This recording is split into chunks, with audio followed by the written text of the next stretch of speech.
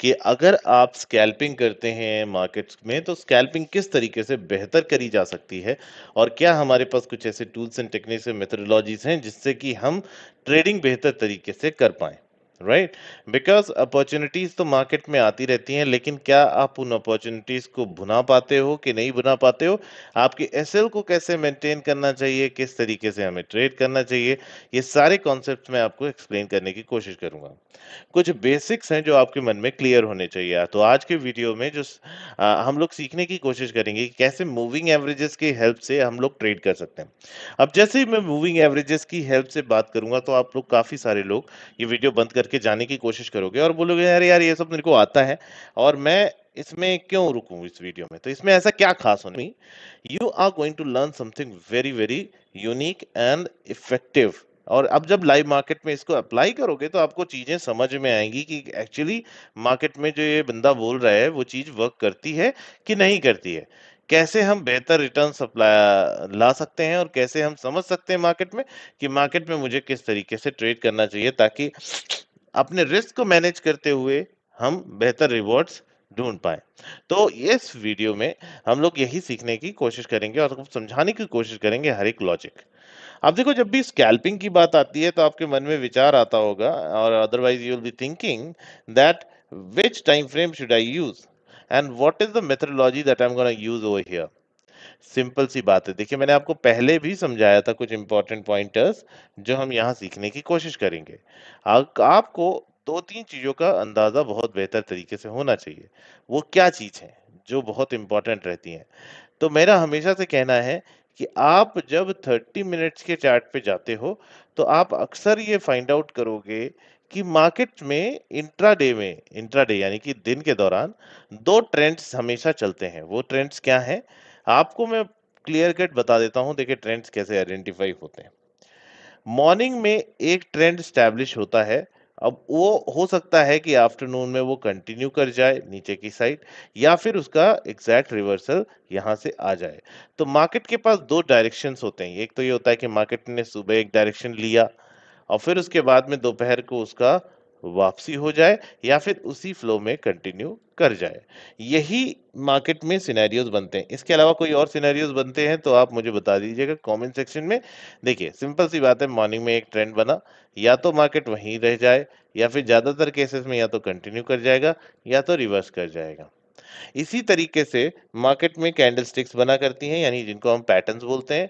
या तो आपका बेयरिश एनगल्फिंग बन जाता है या तो बुलिश एनगल्फिंग बन जाता है या फिर कोई और चार्ट पैटर्न, हैमर बन गया, है ना, स्पिनिंग टॉप बन गया, जो भी बनना है वो उस तरह के पैटर्न्स बन जाते हैं depending on the trend that we see in the live market. मेरा कहने का मतलब ये है, आपके पास जो अपॉर्चुनिटीज हैं वो कब कब आती हैं? तो अपॉर्चुनिटीज एक मॉर्निंग सेशन में आती है, एक आफ्टरनून सेशन में आती है, और इन सेशंस में वो मिस नहीं करना चाहिए। आफ्टरनून टू बी प्रिसाइज कब आती हैं और मॉर्निंग कब आता है? मॉर्निंग में तो आपको अच्छे से पता है कि 9:15 से लेकर 9:30 तक एक ट्रेंड स्टैब्लिश होता है और उसका कंटिन्यूएशन होता रहता है, मार्केट साइडवेज जाता है। फिर उसके बाद आफ्टरनून में जब यूरोपियन मार्केट ओपन होने देते हैं तो मार्केट ट्रेंड एक कंटिन्यू करता है या फिर वापस चला आता है। यही चीज आप लगातार ऑब्जर्व करोगे, लेकिन इन चीजों को आप पकड़ें कैसे?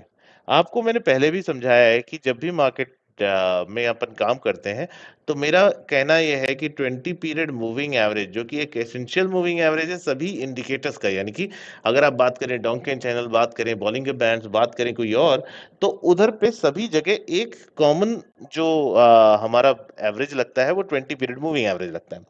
लेकिन प्रॉब्लम ये है कि अगर आप 20 पीरियड मूविंग एवरेज के हिसाब से 5 मिनट के चार्ट पे चीज़ों को ऑब्जर्व करने की कोशिश करोगे या फिर आप 30 मिनट के चार्ट पे ऑब्जर्व करने की कोशिश करोगे, तो वही स्केल या फिर वो इंटेंसिटी का जो क्लोजिंग है या ओपनिंग है, वही चीज़ आप 5 मिनट पे नहीं कर पाओगे।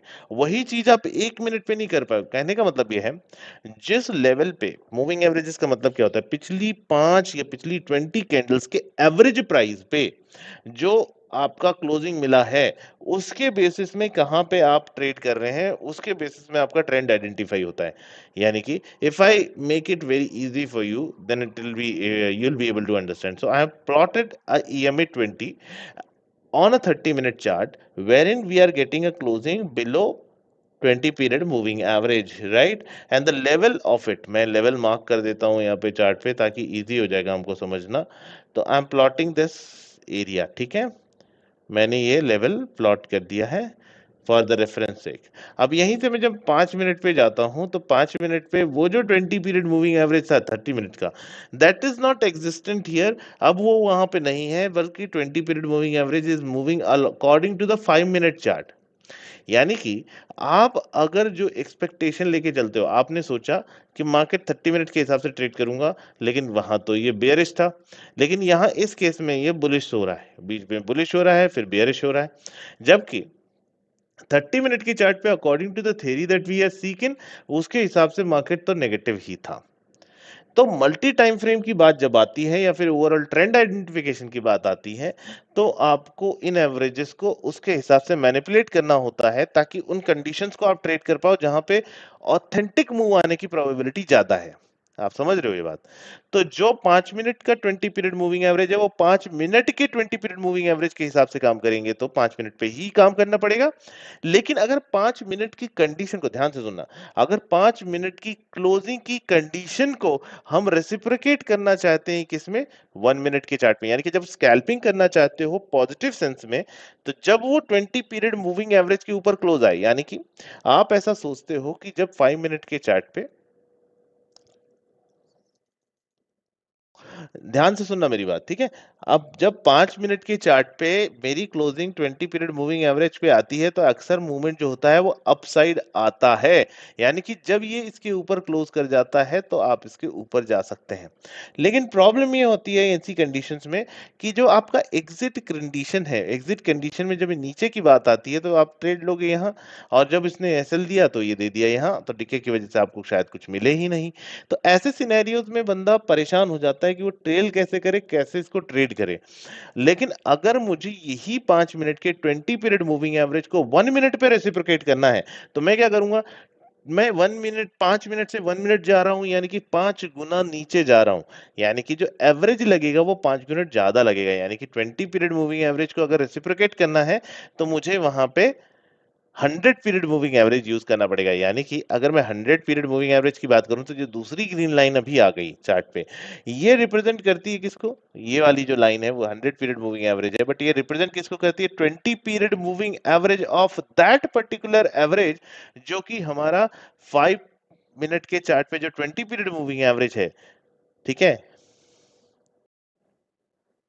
अब यहाँ पे दोबारा से हम लोगों ने क्या करेंगे, हम लोग यहाँ से दोबारा से जाएंगे किसमें, हम लोग जाएंगे 5 मिनट के चार्ट पे, 5 मिनट के चार्ट पे हम लोग जाएंगे दोबारा से 1 मिनट के चार्ट पे। तो जो आप देखोगे ना, जो एवरेज है, वो एवरेज कैसे एक्ट करने लगेगा, वो एवरेज एक्ट करेगा अब, जो यानी कि ये जो 100 पीरियड मूविंग एवरेज था, फिर से देखना समझना, 5 मिनट के चार्ट पे जो ये 20 पीरियड मूविंग एवरेज जो 100 है, 100 का कलर अपन क्या कर देते हैं, ये एक काम करते हैं, वॉयलेट कलर कर देते हैं। ठीक है? वॉयलेट कलर किसको रिप्रेजेंट करता है, 100 पीरियड मूविंग एवरेज को। लेकिन जो ये लाइन है ना 20 पीरियड मूविंग एवरेज, वो यहाँ है, किसकी लाइन है, ये आपकी 5 पीरियड मूविंग एवरेज है, 20 पीरियड मूविंग एवरेज है किसका, 5 मिनट की चार्ट का।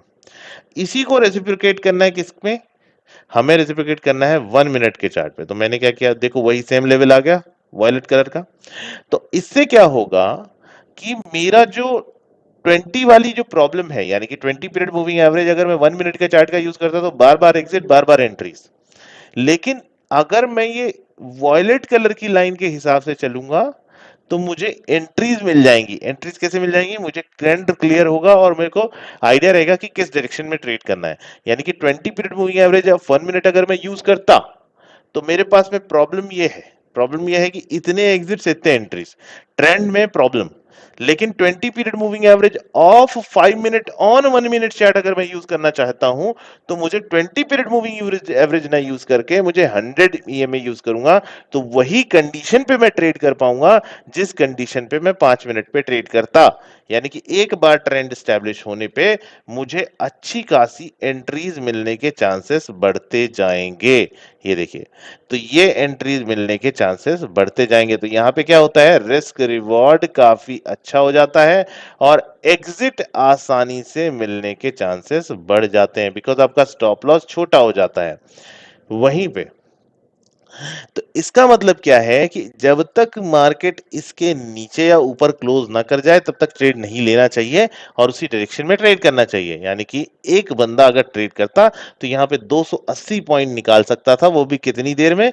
आपकी एंट्री बन रही थी 12 बज के 48 मिनट पे और आपने करीबन करीबन 1 घंटे के अंदर जो है 1 घंटे के अंदर 260 पॉइंट 270 पॉइंट कैप्चर कर लिए। इससे क्या होता है, आपका स्टॉप लॉस भी बहुत छोटा होता है। स्टॉप लॉस क्या, 40-50 पॉइंट का, टारगेट कितना, 200 पॉइंट का, 400 पॉइंट का। अब यहाँ पे देखो छोटे छोटे ये क्लोजर्स नजर आ रहे होंगे, ठीक है, मैंने इनको एड्रेस करने के लिए एक मेथडोलॉजी बनाई है यहाँ पे। तो मैं क्या कर रहा हूँ, इसके बेसिस में कि ट्रेंड को कैसे आइडेंटिफाई किया जाए, तो मैंने यहाँ पे एक 111 ईएमए ऐड किया है। जब तक ये लाल कलर का ईएमए 111, ठीक है, और ये 1 मिनट के चार्ट पे ही अप्लाई करना है, इसके अलावा कहीं और मत करना। आपको तब तक लॉन्ग पोजीशंस नहीं बनानी है जब तक ये लाल कलर का एवरेज ये वॉयलेट कलर के एवरेज के नीचे ना आ जाए। तो यानी कि आप अगर देख पा रहे होगे तो आपको ये याद रखना है। आप बोलोगे ये फेक एंट्री है सर, कैसे ट्रेड करते? ये तो फेक एंट्री है ना, कैसे ट्रेड करते?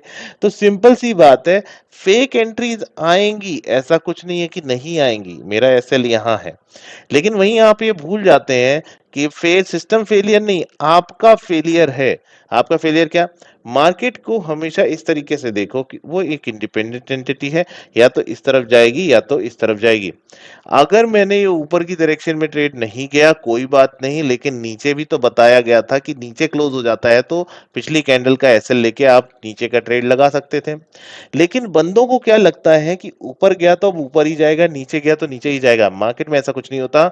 मार्केट में कहीं पे भी जा सकते हैं हम, और इसी प्रोबेबिलिटी के साथ बैठना चाहिए। तुम्हारा क्या है, वो कहाँ जाएगी उसे पता है, मुझे उसके साथ चलना है, मुझे कुछ परेशान नहीं करना है ना होना है।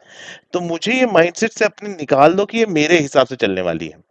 ठीक है, if you are fallen in love ever, तो आप अगर कभी प्यार में पड़े हो तो आपको सिंपल सी बात आता है कि उसी के हिसाब से चलते हो तब तक चीजें सही रहती है। नहीं हुए तो शादी वादी हो गई होगी तुम्हारी, तो भी समझ में आना, अपना दिमाग फालतू लगाओगे तो लग जाएंगे तुम्हारे। अपने को क्या करना, वो जिस डायरेक्शन में जाना चाहते हैं, समझ रहे हो आप अगर इस डायरेक्शन में जाना चाहते हो तो चलो मैं तुम्हारे साथ इस तरफ हूं, और तुम अगर थोड़ी देर बाद इस तरफ जाना चाहती हो तो मैं चलो तुम्हारे साथ हूं। लेकिन आप ऐसा सोचते कि नहीं नहीं, इसने पहले तो बोला था कि मैं इस तरफ जाऊंगा और अब ये बोल रहा है कि मैं इस तरफ जाऊंगा। अगर इस प्रपंच में पड़ोगे तो फिर तुम्हारा नुकसान ही हो जाएगा। और सिंपल सी बात है, 1 मिनट के चार्ट पे ट्रेड करने का फायदा क्या है? 1, 2, 3, 4 और 5। यानी कि अगर आप 5 मिनट के चार्ट पे ट्रेड करते तो आपका एक सिंगल कैंडल इस तरह का होता विद नो फॉलोअप, यानी आप 450 पॉइंट तो आपके चले गए। दूसरा 1, 2, 3, 4, 5, यानी कि ये आपकी एंट्री होती और ये थोड़ा सा रिवॉर्ड होता, और उसकी जगह आपका एसएल कटा होता यहाँ, और यहाँ भी ट्रेड लिए होते तो फिर से एसएल कट गया होता वहां। तो ये बहुत ही बेकार चीज होती है आपके लिए। इंस्टेड ऑफ दैट मैंने क्या किया, 5 मिनट के एवरेज पे, यानी कि 100 मूविंग एवरेज पे, जो कि 5 मिनट का मूविंग एवरेज है, किस कौन सा, 20 वाला, तो उसके नीचे क्लोजिंग मिलते ही अगर पिछली कैंडल का ऐसे लेके ट्रेड करता तो मेरा काम बन जाता। अगर मैं 5 मिनट का इंतजार करता हूं तो मेरा तो गेम खत्म हो जाता, फिर मैं ट्रेड करूं करूं। तो आपको इन थियरीज पे बिलीव करके, समझ के, सीख के आपको इस तरह से ट्रेड करना पड़ेगा। नीचे आप एक एमएससीडी का इंडिकेटर भी देख रहे होगे, तो एमएससीडी का हमने क्या किया है, आपने जनरली इसमें इस तरह से स्टाइल में जाके एमएससीडी सिग्नल लाइन देखी होगी। मुझे सिग्नल लाइन और एमएससीडी की लाइन से ज्यादा वास्ता नहीं है। मेरा वास्ता क्या है, मेरा वास्ता ये है कि आपको ये जो ये हिस्टोग्राम्स दिख रहे हैं, ये आपको बताएंगे कि आपका ट्रेंड किस तरफ है।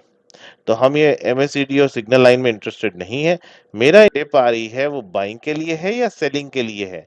ये कॉन्सेप्ट अगर आप सीख गए तो 20 के ऊपर आप हमेशा क्या सोचोगे कि मेरा बाइंग के लिए मार्केट है और 20 के नीचे मेरा सेलिंग के लिए मार्केट है।